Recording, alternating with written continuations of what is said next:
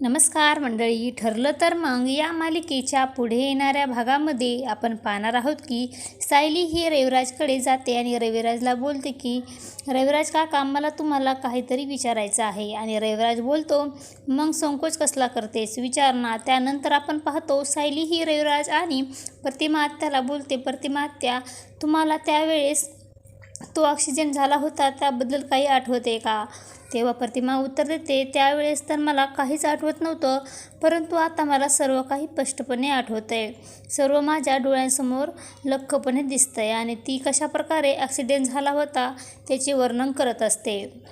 आणि त्याच वेळेस आता सायली ही आपल्या मोबाईलमध्ये प्रतिमाचे सर्व बोलणे रेकॉर्ड करते. आणि इकडे आपण पाहतो राजेश नागराजला जेलमध्ये फोन करतो आणि त्याला सांगतो की आता किल्लेदार फॅमिली सर्वजण मिळून ॲक्सिडेंटचा सीन रिटर्न करणार आहे. तेव्हा नागराज बोलतो, जर युवराज किल्लेदारला हे समजले की सायली हीच खरी तन्वी आहे तर तो एका सेकंदामध्ये आपली सर्व प्रॉपर्टी तिच्या नावे करून देईल.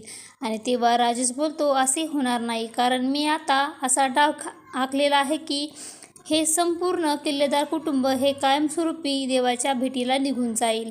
तर आता पुढे येणाऱ्या भागामध्ये असं काही आपल्याला पाहायला मिळणार आहे. अशाच मालिकेचे नवनवीन अपडेट पाहण्यासाठी आपल्या चॅनलला लाईक करा, शेअर करा आणि सबस्क्राईब करायला विसरू नका. धन्यवाद.